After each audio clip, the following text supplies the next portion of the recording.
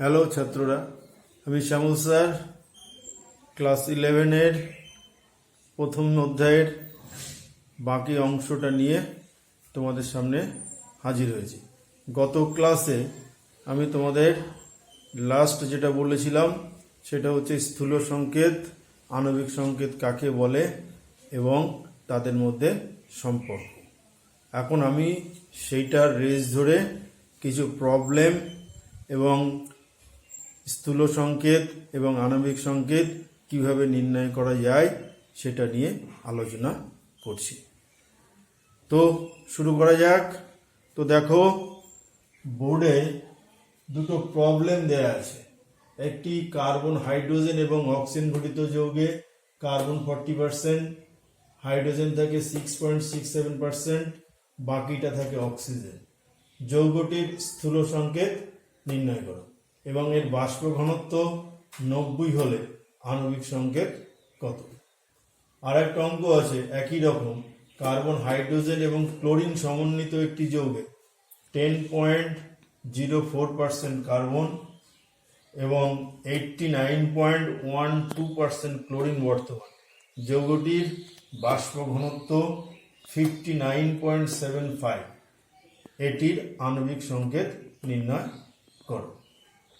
তো আগের দিনে আমরা স্থূল সংকেত এবং আণবিক সংকেতের মধ্যে একটা সম্পর্ক করেছিলাম, সেইটা আমি আবার লিখছি। স্থূল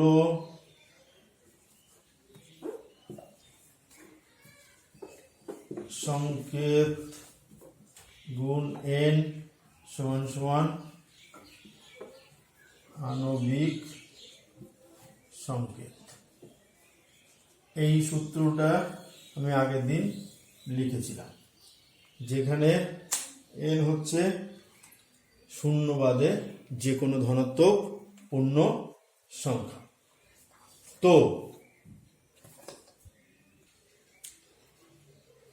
স্থূল সংকেত গুণ n সমান সমান আণবিক সংকেত, যেখানে n হলো একটি ধনাত্মক পূর্ণ সংখ্যা শূন্য বাদে।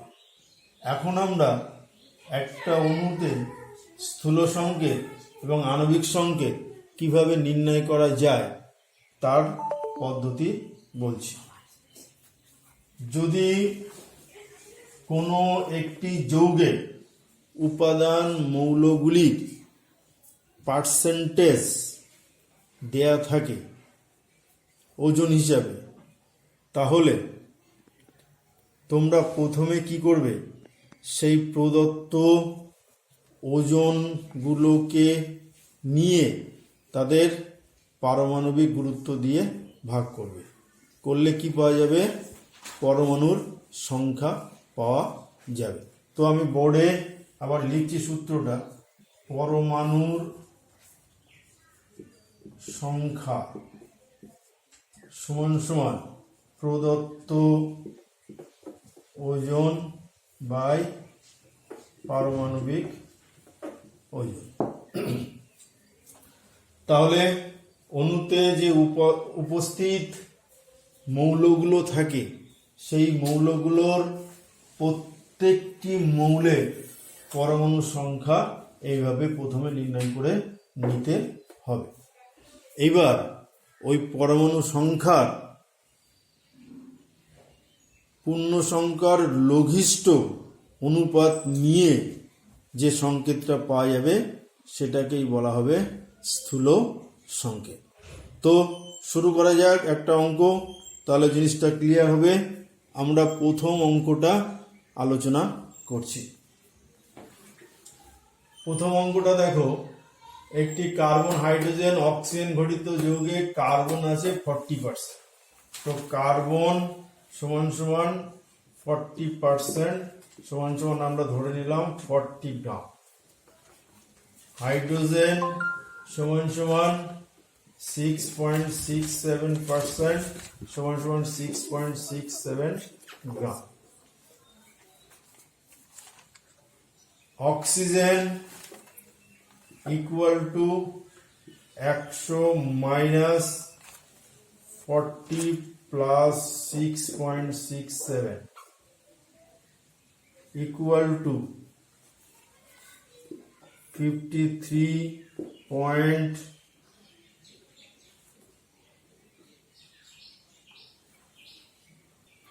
অক্সিজেন থেকে 53.33%, that is 53.33 gram.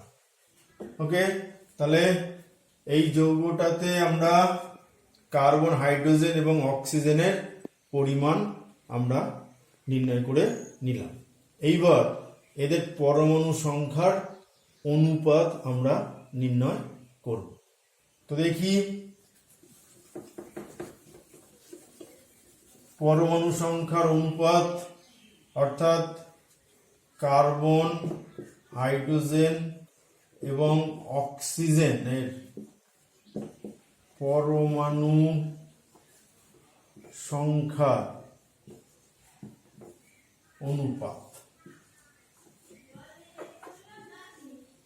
equal to 40/12 is to 6.67/1 is to 53.33 divided by 60। দেখো ভালো করে ফলো করো।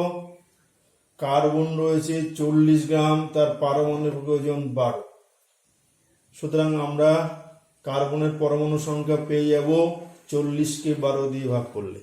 একই রকম ভাবে হাইড্রোজেন আছে 6.67 গ্রাম, আর হাইড্রোজেনের পারমাণবিক ওজন হচ্ছে 1। ঠিক অনুরূপে অক্সিজেন রয়েছে 53.33% বা গ্রাম, তাকে অক্সিজেনের পারমাণবিক ওজন দিয়ে ভাগ করলে পরমাণুর সংখ্যা আমরা পেয়ে যাব। তো এটাকে যদি আমরা ভাগ করি তাহলে এটা পাবো 3.33 is to 6.67 is to 3.33। সবচেয়ে কম রাশিটাকে দিয়ে আমরা ভাগ করি, তাহলে আমরা পেয়ে যাব নিকটতম পূর্ণ সংখ্যার অনুপাত 1:2:1। তাহলে দেখো বোর্ডে আমরা কার্বন, হাইড্রোজেন এবং অক্সিজেনের পরমাণু সংখ্যার অনুপাত পেয়ে গেলাম, একদম লঘিষ্ঠ অনুপাত পেয়ে গেলাম।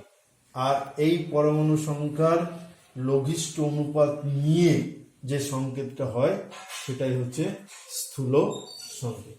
অতএব উপরোক্ত উদাহরণ 1-এ যে যৌগটা রয়েছে সেই যৌগটা স্থূল সংকেত কি হবে বলতো? স্থূল সংকেত হবে CH2O।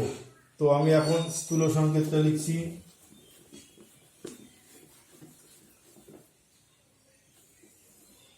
স্থূল সংকেত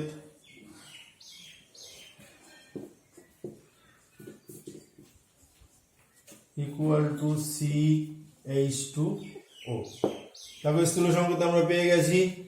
এইবার এই স্থূল সংকেত থেকে কিভাবে আণবিক সংকেত পাবো সেটা নিয়ে আমরা এখন আলোচনা করব। তো স্থূল সংকেতের সঙ্গে আমরা যদি n গুণ করি, আগের দিন পড়েছিলাম যে স্থূল সংকেত গুণ n সমান সমান আণবিক সংকেত। তার আগে দেখবে যে অণুটিতে যদি বাষ্প ঘনত্ব দেয়া থাকে তাহলে সেই অণুটার আণবিক ওজন আমরা বের করতে পারবো। তাহলে দেখো এখানে বাষ্প ঘনত্ব দেয়া রয়েছে 90, তাহলে আণবিক ওজন কত? বাষ্প ঘনত্ব ইকুয়াল টু 90, তাহলে আণবিক ওজন ইকুয়াল টু 90 গুণ 2। আমরা জানি যে m is equal to 2d, সুতরাং আণবিক ওজন হবে 180। তাহলে আমরা এবার লিখতে পারি যে শর্তানুসারে স্থূল সংকেত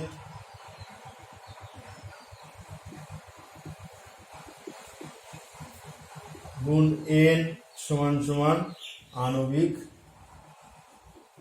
ওজন।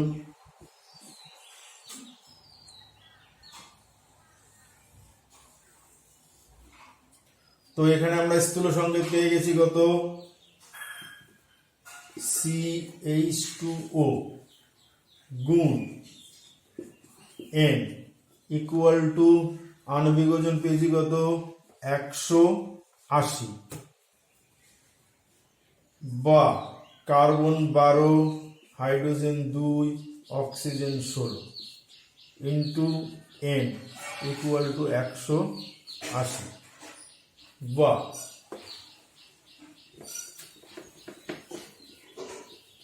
30 দেখো এটা যোগ করলে 30 হয় 30N 30 into N equal to 180 তো N সমান সমান কত হবে তাহলে N equal to 180 by 30 that's equal to 6 সুতরাং আণবিক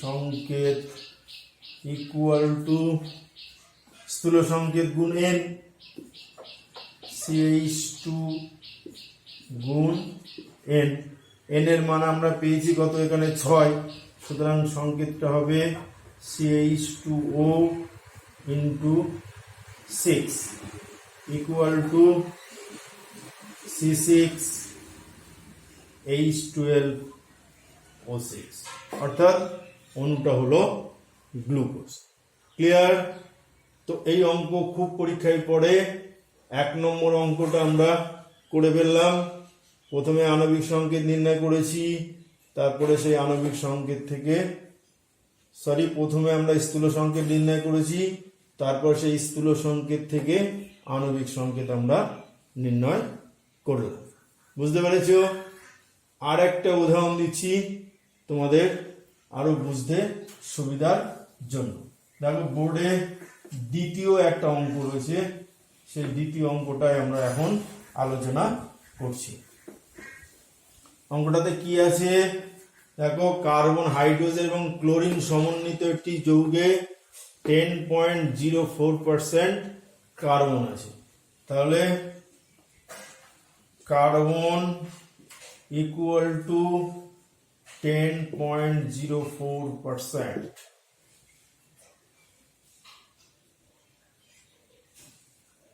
chlorine equal to 89.12%.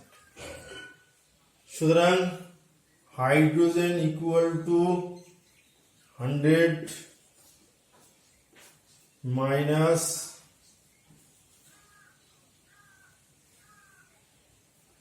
89.12 plus 10.04%.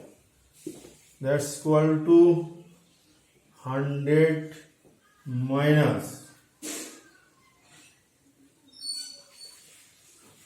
99.16%. Okay, that is equal to 0.84%. তো আমরা কার্বন পেলাম 10.04%, ক্লোরিন পেয়েছি 89.14% এবং হাইড্রোজেন পেলাম 0.84%. এখন আমরা এদের পরমাণু সংখ্যা বের করব। তো দেখি carbon is to hydrogen is to chlorine এর পরমাণু সংখ্যার অনুপাত that's equal to 10.04 divided by 12 is to 0.84 divided by 1 is to 89.12 divided by 35.5. Okay,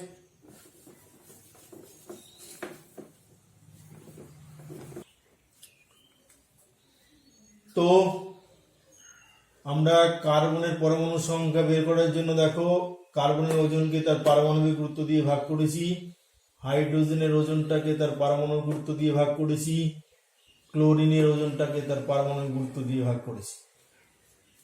এরপরে আমরা যেটা পাবো সেটা হচ্ছে 1:1:3, কারণ এখানে সবচেয়ে কম এটাকে দিয়ে প্রত্যেকটা ভাগ করলে নিকটতম পূর্ণ সংখ্যা আসে 1:1:3।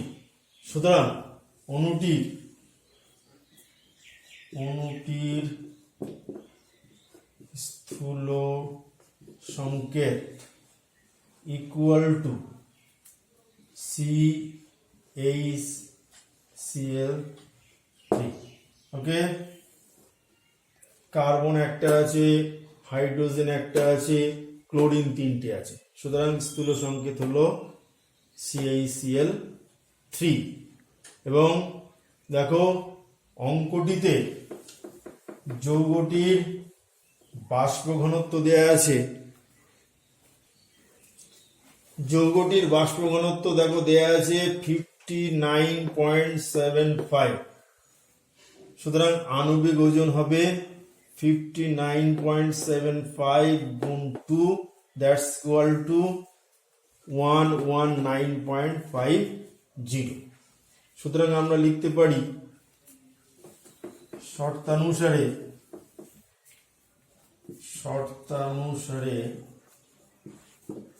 CaCl3 into N equal to 119.50 বা 12 plus 1 plus 35.5 into 3 into N equal to 119.50, that's equal to 13 plus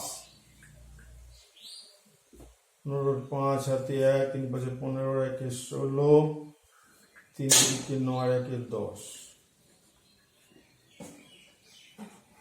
into N equal to 119.50 বা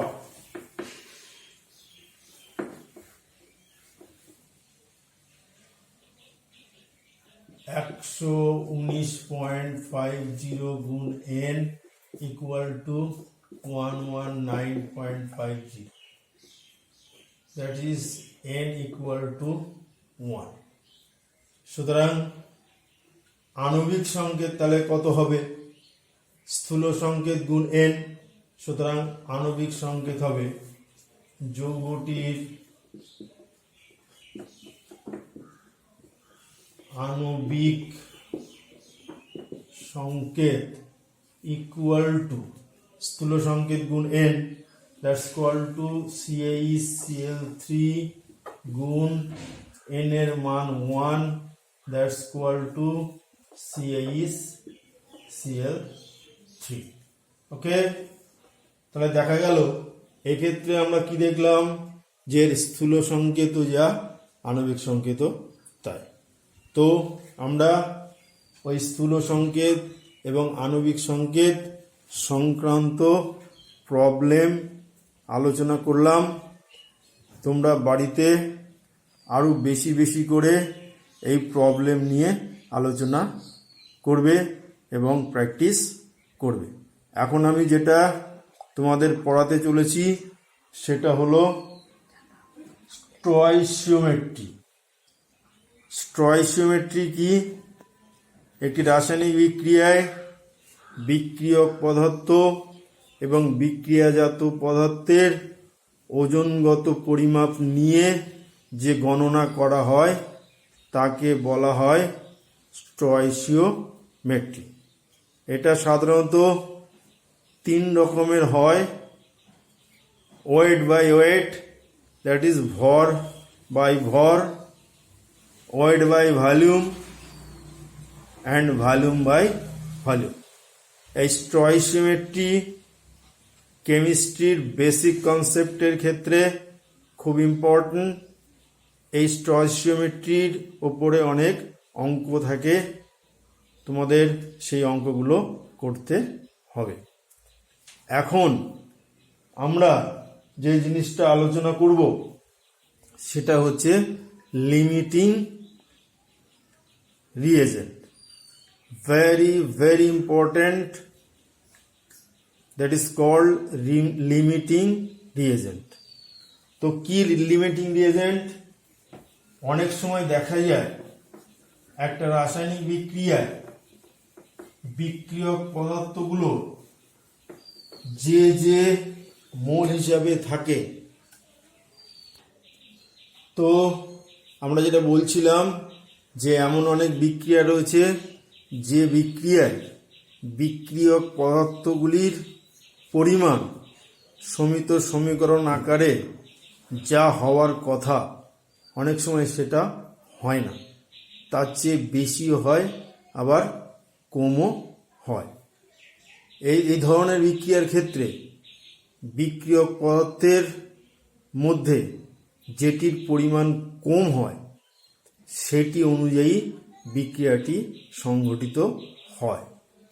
ওই যে কম বিক্রিয়কটি বিক্রিয়ায় অংশগ্রহণ করে তাকেই বলা হয় লিমিটিং রিএজেন্ট। অর্থাৎ যে বিক্রিয়কের অনুসারে বিক্রিয়াজাত পদার্থটি উৎপন্ন হয় তাকেই বলা হয় লিমিটিং রিএজেন্ট। একটা উদাহরণ দিলে জিনিসটা ক্লিয়ার হবে। একটা উদাহরণ দিই, N2 plus 3H2 that's equal to 2NH3। এটা একটা সমিত সমীকরণ যেখানে 1 মোল নাইট্রোজেন, 3 মোল হাইড্রোজেন বিক্রিয়া করে 2 মোল অ্যামোনিয়া উৎপন্ন হয়েছে। কোনো সমস্যা? কিন্তু যদি এই বিক্রিয়াটায় এরকম দেয়া থাকে যে কোনো একটি বিক্রিয়ায় 2 মোল নাইট্রোজেন, 4 মোল হাইড্রোজেনের সঙ্গে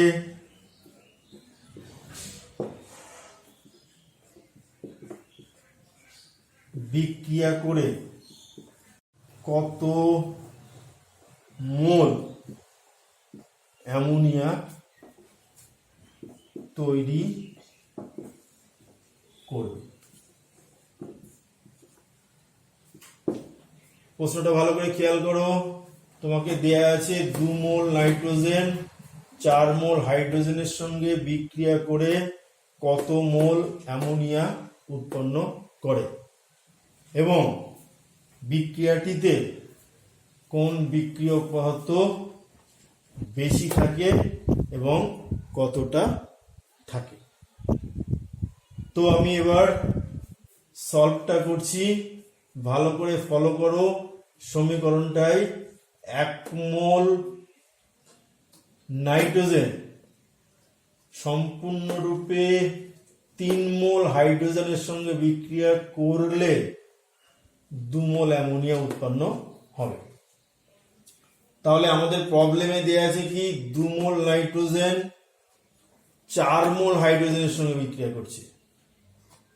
তো এখানে 2 মোল নাইট্রোজেন যদি সম্পূর্ণরূপে হাইড্রোজেনের সঙ্গে বিক্রিয়া করে তাহলে কি হবে? 6 মোল হাইড্রোজেন লাগার কথা, কিন্তু আমাদের এখানে 4 মোল হাইড্রোজেন দেয়া আছে। ভালো করে ফলো করো, 4 মোল হাইড্রোজেন দেয়া আছে। সুতরাং এখানে নাইট্রোজেন পুরোপুরি বিক্রিয়া করতে পারবে না, তার কারণ নাইট্রোজেন পুরোপুরি বিক্রিয়া করতে গেলে 6 মোল হাইড্রোজেনের দরকার হবে। যেহেতু এখানে 4 মোল হাইড্রোজেন রয়েছে এই 4 মোল হাইড্রোজেন সম্পূর্ণরূপে নিঃশেষিত হয়ে যাবে এবং এই 4 মোল হাইড্রোজেন অনুযায়ী বিক্রিয়াটি সংঘটিত হবে। সুতরাং এই বিক্রিয়ার ক্ষেত্রে হাইড্রোজেনটাই হচ্ছে লিমিটিং রিয়েজেন্ট। ওকে, তাহলে দেখো প্রথম বিক্রিয়ায় 3 মোল হাইড্রোজেন থেকে 2 মোল অ্যামোনিয়া উৎপন্ন হয়েছে। তাহলে 4 মোল হাইড্রোজেন থেকে কত মোল অ্যামোনিয়া উৎপন্ন হবে আমরা দেখি। 3 মোল থেকে 2 মোল NH3 উৎপন্ন হয়। তাহলে 1 মোল H2 থেকে 2/3 মোল অ্যামোনিয়া উৎপন্ন হয়। তাহলে 4 মোল H2 থেকে উৎপন্ন হবে কত? 2/3 into 4, that's equal to 8/3 mole ammonia. ভালো করে খেয়াল করো, তাহলে 4 মোল হাইড্রোজেন সম্পূর্ণরূপে যদি বিক্রিয়া করে তাহলে 8/3 মোল অ্যামোনিয়া উৎপন্ন হবে। ওকে, আবার এই 4 মোল হাইড্রোজেন নাইট্রোজেনের সঙ্গে বিক্রিয়া করলে কত মোল নাইট্রোজেন বিক্রিয়ায় অংশগ্রহণ করবে সেটা দেখি।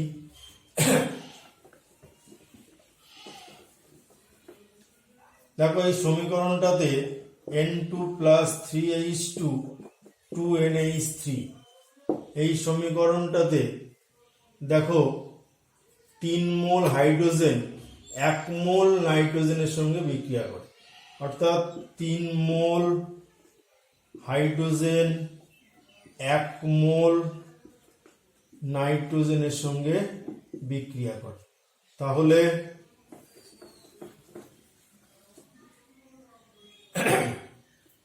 1 মোল হাইড্রোজেন 1/3 মোল নাইট্রোজেনের সঙ্গে বিক্রিয়া করবে।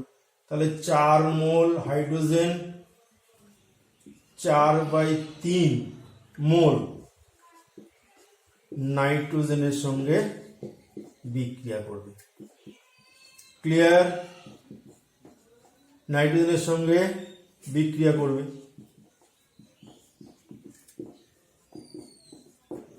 তাহলে ভালো করে ফলো করো, আমরা যে অঙ্কটা দিয়েছিলাম যে 2 মোল নাইট্রোজেন এবং 4 মোল হাইড্রোজেন যদি নেওয়া হয় তাহলে কত মোল অ্যামোনিয়া উৎপন্ন হবে এবং এক্ষেত্রে লিমিটিং রিয়েজেন্ট কে এবং কোন বিক্রিয়কটি বেশি থাকবে এবং কত বেশি থাকবে। তাহলে উত্তরটা আমরা এক এক করে পেয়ে গেলাম। অ্যামোনিয়া তৈরি হবে 8/3 মোল। এখানে হাইড্রোজেনটি বিক্রিয়ায় নিঃশেষিত হয়ে গেছে, সেই জন্য হাইড্রোজেনকে আমরা লিমিটিং রিয়েজেন্ট বলবো। আর এখানে নাইট্রোজেন পুরোপুরি বিক্রিয়া করেনি, কারণ নাইট্রোজেন আমরা 2 মোল নিয়েছিলাম কিন্তু বিক্রিয়ায় অংশগ্রহণ করেছে 4/3 মোল। সুতরাং অবশিষ্ট nitrogen is equal to 2 - 4/3 mole, that's equal to 6 - 4/3, that's equal two 2/3 মোল। ওকে, তাহলে নাইট্রোজেন এখানে উদ্বৃত্ত আছে 2/3 মোল। আবারও বলছি, লিমিটিং রিয়েজেন্ট খুব ইম্পর্টেন্ট, সবসময় খেয়াল রাখবে যে একটা বিক্রিয়ক পদার্থের যে কটা মোলই দেয়া থাকুক না কেন তার মধ্যে যে বিক্রিয়কটি সম্পূর্ণরূপে নিঃশেষিত হবে সেই অনুযায়ী বিক্রিয়াজাত পদার্থ উৎপন্ন হবে এবং সেটাই হবে লিমিটিং রিয়েজেন্ট। বাকি মোলটা যত বেশি থাকুক না কেন তার মধ্যে যেটা অংশগ্রহণ করবে সেটাকে নিয়ে উদ্বৃত্তটা বিক্রিয়া মাধ্যমে পড়ে থাকবে। তো আজকে আমি এখানে ক্লাস শেষ করছি। ভালো থাকবে, সুস্থ থাকবে, আমার ভিডিওগুলো দেখতে থাকবে। কোনো প্রশ্ন থাকলে পাঠাবে, জিজ্ঞাসা করবে। ধন্যবাদ।